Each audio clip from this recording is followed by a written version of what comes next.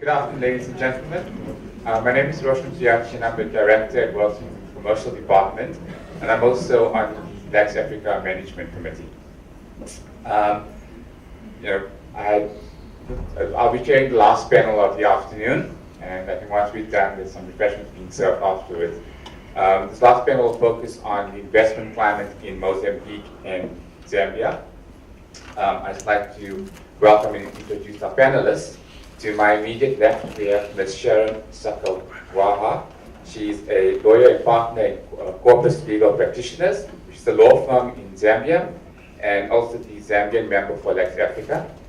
Sharon has over 12 years' experience and leads the firm's banking and finance department and the M&A practice area. She has advised a number of international clients on financial arrangements relating to acquisition of prospects in Zambia. To my far left is Dr. Pedro Couto, who is a lawyer and chairman of CGA. It's a law firm in Mozambique and the Mozambican member for Lex Africa. He is in charge of the Department of Energy, National Resources and Infrastructure at CGA. He has over 23 years of experience as general counsel for private companies, state organizations, and corporations throughout Mozambique. He's an expert in project finance and finance structure, having participated in most power infrastructure projects in recent years in Mozambique.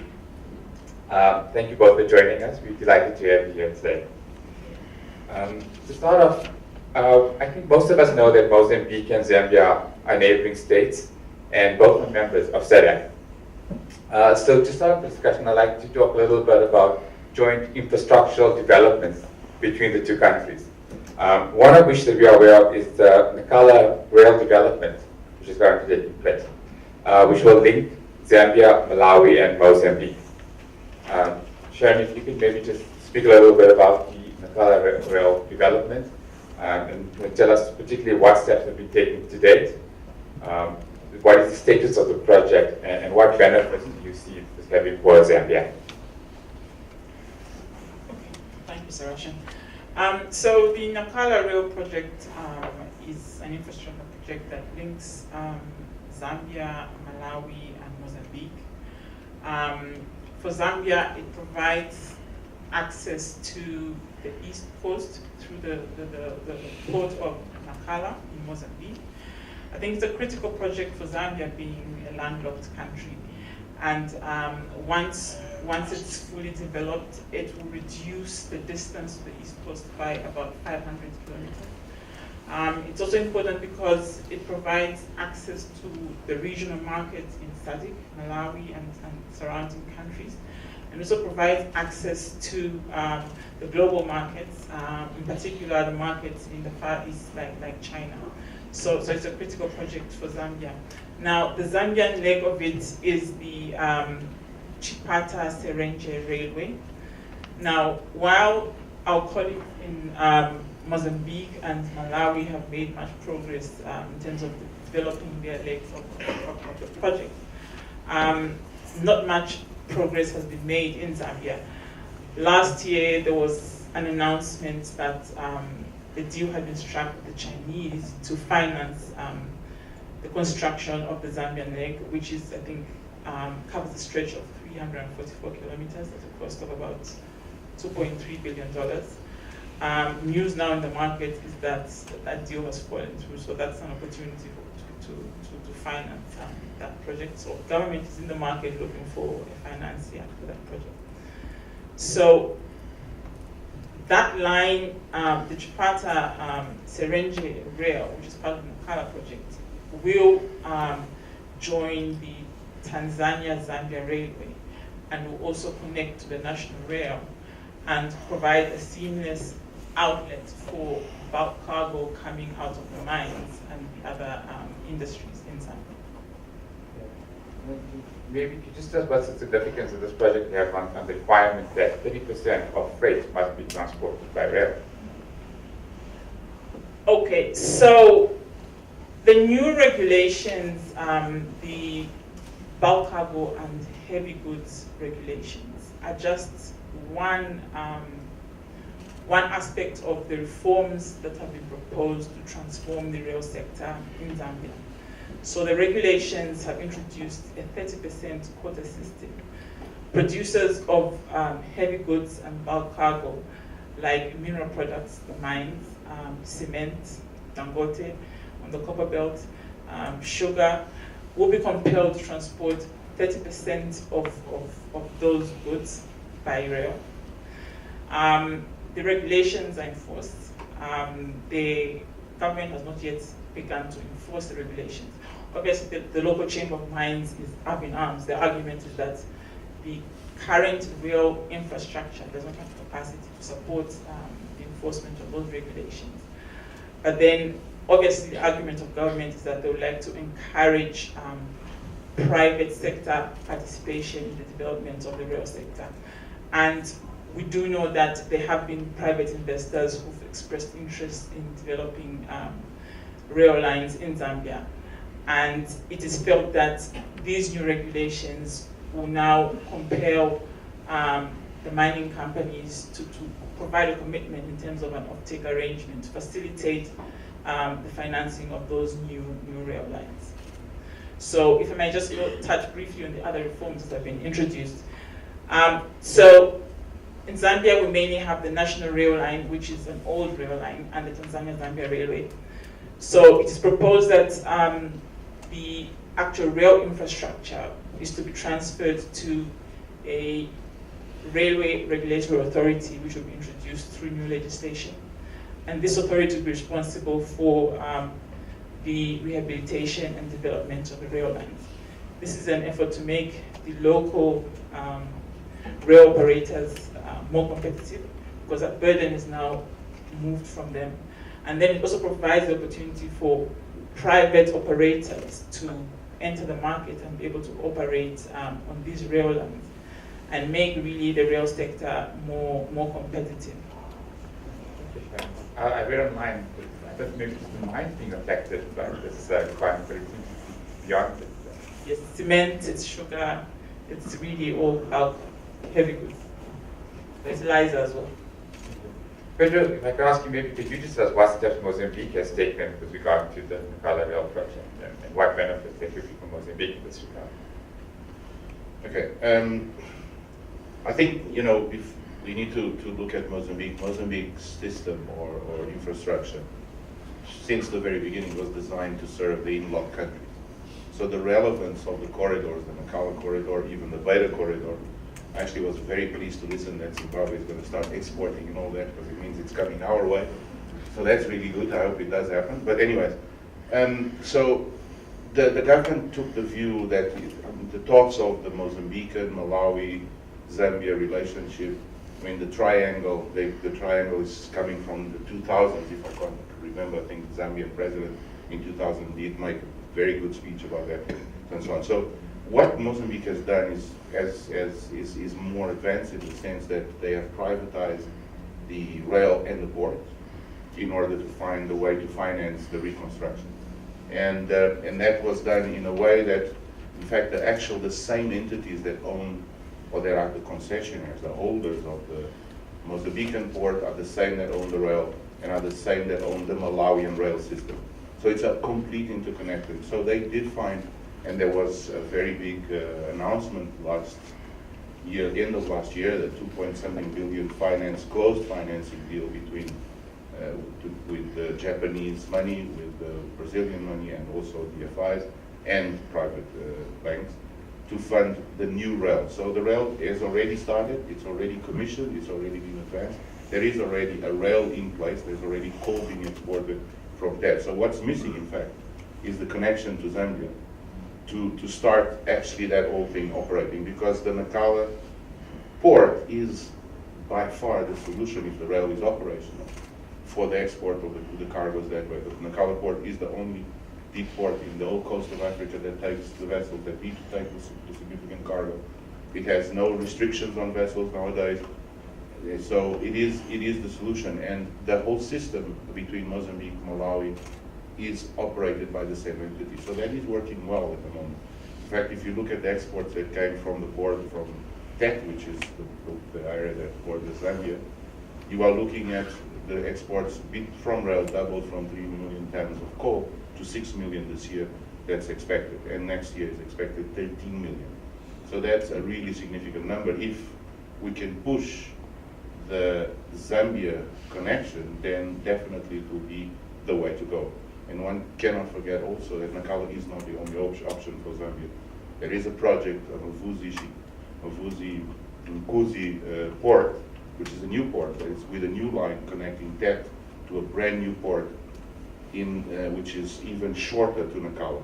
So if the Zambia collection is there, then that project becomes viable.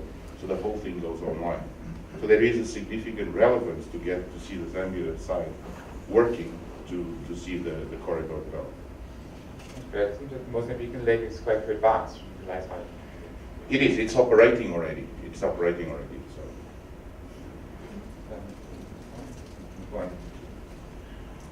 Well, I do agree the Zambian link is the missing link, and I think the main problem has been the lack of resources, the lack of development of the infrastructure. But with these new regulations in place, I'm quite confident that there will be interest from the private sector to invest in the rail development of the rail and provide that traffic that will then feed into Malawi and Zimbabwe. Well, while I've got you on the floor, maybe you could tell us about any other significant developments happening in Zambia. Anything worth noteworthy for foreign investors? Well, mainly it would be the reform that's been taking place in the legislation that governs foreign investment. Zambia, I believe, has the most favorable regulatory framework when it comes to foreign investment. But there are reforms currently taking place. We have a new Companies Act in place, a new Banking and Financial Services Act, both of which are yet to come in force, but they've already been assented to by the President. There are other pieces of bills that are to be presented before Parliament this year. The Energy Regulation Act, the Electricity Act, that's been amended to facilitate access to the national grid and facilitate private investment in the energy sector. So that's going to be important for the energy sector. Sure. Pedro, you have a question for the guy from Mozambique? Okay. Look, there's a lot of things happening in Mozambique at the moment. Not on the legal side reform, because we have done the reforms a few years ago, so our laws are fairly new, the Companies Act, etc. But we do have upcoming elections next year, very exciting times, because we had the two parties, the ruling party and the opposing party, were at a state of disagreement, let's call it that. We don't like to use the word war, we've had it before. And they did, the two presidents of the president and the opposition party came to an agreement that it's going to be a first for us in Mozambique. Even though we're going to have general elections, the party that wins or has the most votes in the province will appoint the governor. So it's going to be very interesting what's coming in Mozambique next year. Because we are probably going to have for the first time a ruling party with governors of provinces from different parties. So it's going to be very interesting to see how that works. So that's something we need to all look at. Again, I don't think it's something to worry about. I think it's going to be a change. There's going to be more power per se on the provinces. So if you're investing in debt, in Pemba where the oil is, you probably need to know the governor much better than you would need to know now. You know, we're going to have a local content law coming. It's coming this year. It's not an indigenization law. Excuse my English sometimes. It's not a black empowerment law. It is a local content. It's a pure concept of a law that requires the investors to partnership with. There is no mandatory 51%. There's nothing to that kind. It's just basically a requirement that in certain cases, in certain industries, you are required to have a Mozambican partner, develop the Mozambican business. That's compulsory, not sort of voluntary. It's going to be compulsory in some, for the oil and gas, for the high-end industry, it's going to be compulsory. So you're going to have to develop the local skills. It doesn't necessarily need to be, on supply or partnership. It can be on as a local content as involving training commitment, training. So it's very broad. It's not going to be anything like you either want to do business, you have to have 51% Mozambican. There's no intent to that. In fact, the government has taken as much steps as possible to create an environment not as friendly as Zambia. We know that we're not as friendly as some of the neighboring countries, but it has been taken steps to avoid this issue of uncertainty. Our friend and colleague from Zimbabwe was talking about the confidence. The government has been doing as much as it can to put out legislation and policies that bring the confidence to the system, because we did have a confidence crisis the last 2 or 3 years. But anyways, we hope it's gone. Speaking about foreign investors and investments, I would also like to discuss investment opportunities and incentives in Zambia and Mozambique. But if you could advise on the investment trends in Mozambique at the moment, and what foreign investors should be aware of when investing in Mozambique. I know it's been said that Mozambique has entered a negative spiral due to delaying gas projects and the lack of availability of foreign currency. Elaborate on that. Yeah, 2016, 2017 were terrible years for Mozambique. Let's not beat around the bush. They were terrible years. The country had a significant depreciation. The currency went almost depreciated, almost 200%. The inflation went from single digits to almost 20%.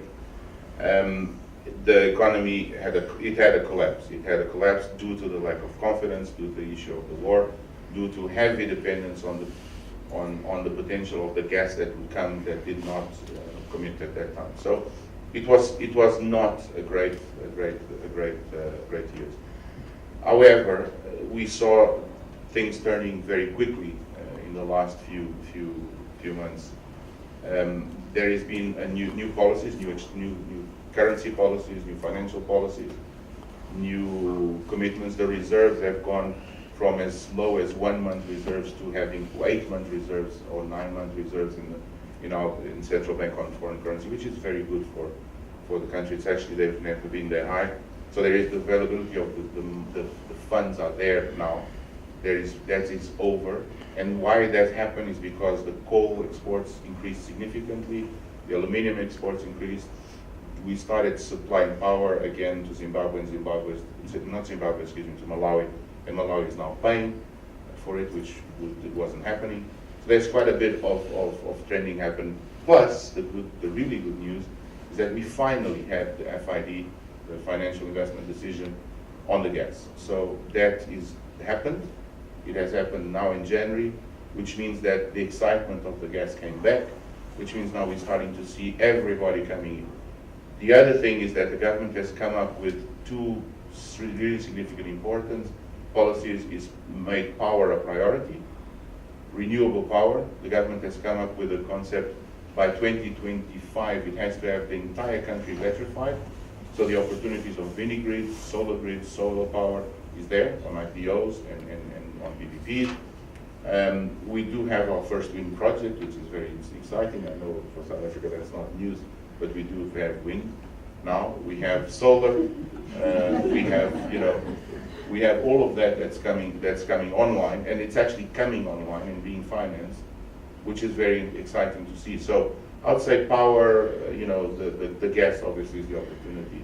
The rail, the corridors are definitely an opportunity. So I think the things are there, but again, I think picking up on what I said before, it's not something that we should expect to come in and make money immediately. It is a long-term investment, otherwise it's not going to work. Very well. So, I know that there's been some new back to you. Or is that we got some new exchange controls also came into effect? Explain how that affects investors or what it means for investors. Yeah, we do have a brand new exchange control law. We've always had exchange control.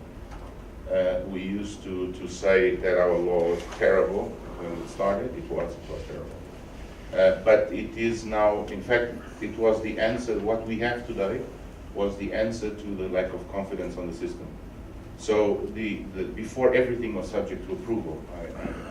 You wanted to bring money, you needed approval. You wanted to take out, you needed approval. Now all of that is disappeared. You deal with your commercial bank. It's up to your commercial bank to then do the system, the internal system, as you are an investor or sending your dividends out. You don't need to deal with the central bank. You don't need to deal with any approvals. You just need to make sure that you send your commercial bank does the job they need to do, and you can flow in and out the money. So that has had a really interesting impact. Because before it would take you to invest and bring your money in, it would take you 3 months to do. Now it takes you literally the time to transfer the funds from your account outside into your Mozambican account. So it really has made a big, big change. Again, that's the move that the government has been doing to bring the confidence into the system and allow a better flow. So we like to say that now we have the most flexible exchange control law in the region. So we're moving forward. Very interesting. Sharon, maybe you could just touch on the investment trends and opportunities in Zambia, having regard to the call for diversification, and also does the current regulatory environment promote investment in Zambia? Okay, so as everyone well knows, Zambia is a mining country. Our economy is largely dependent on mining. But at the core of economic policy at the moment is the call for economic diversification. We've had this in our policy documents, I think, from independence. Each and every development plan has talked about economic diversification. It's only now that we're seeing actual positive steps being taken to make this a reality. And I think the political will is there. So the vision is to achieve economic diversification through industrialization and value addition, anchored on agriculture. So government has set up farming blocks in various parts of the country. About 1 million hectares of land have been reserved for these farming blocks.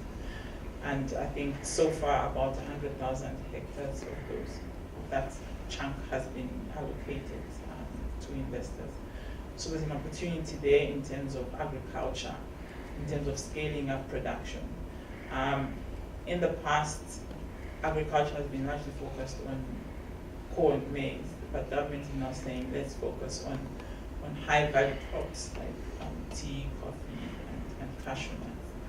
So in addition to those farming blocks, government is also developing the infrastructure around those blocks, coupled with value addition facilities. So there are outgrower schemes being established around those blocks.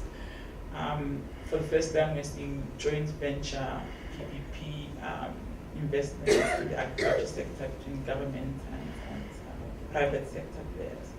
So it's a big thing. Land, like I said, is freely available.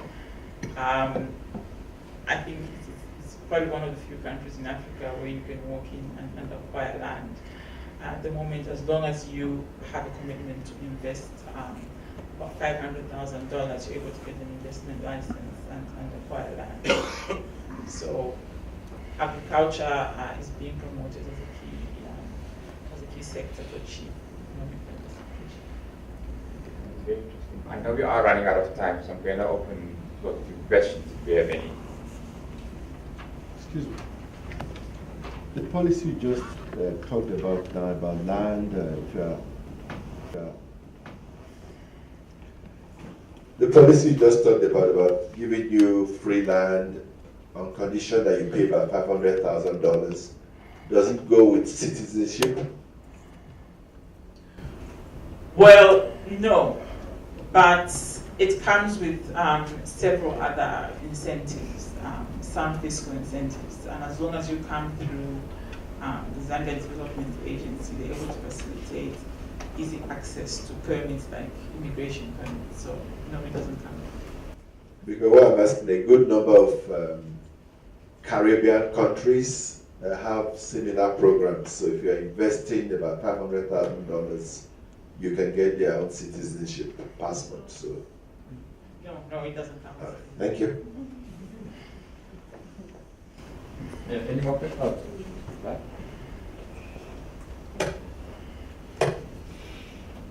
Thanks. My question is for Mozambique. The local content law, is there a phasing period from that, particularly in the IT industry?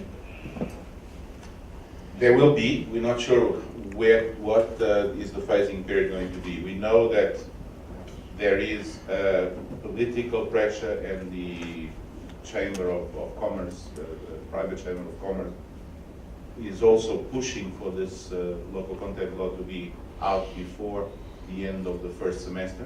So we are expecting that when Parliament meets now in April, May, the law will come out. There will be, I'm sure, some phasing period, but it's not going to be very long because there is significant pressure because it's a soft law, it's expected that it's quickly implementable, or it can be implemented quickly.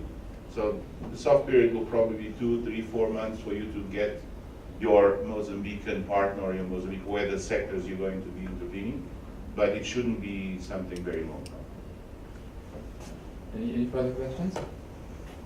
If no further questions, I think I will close up this panel discussion.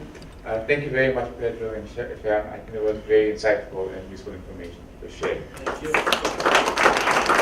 Pedro, thank you. Just a short closing. Thank you very much for coming. I hope we've stirred some debate, given you some ideas, some warnings about risks and opportunities. We're going to have the drinks that we served. There is a questionnaire, or we're trying to get your views as to what countries, what sectors you're interested in. If you can take a minute just to fill it in, and give us some feedback on the seminar, because we'd like to see that this is the beginning of many seminars. So please fill in the questionnaire and give it at the desk in front. Thank you again. Please join us for drinks. Thank you.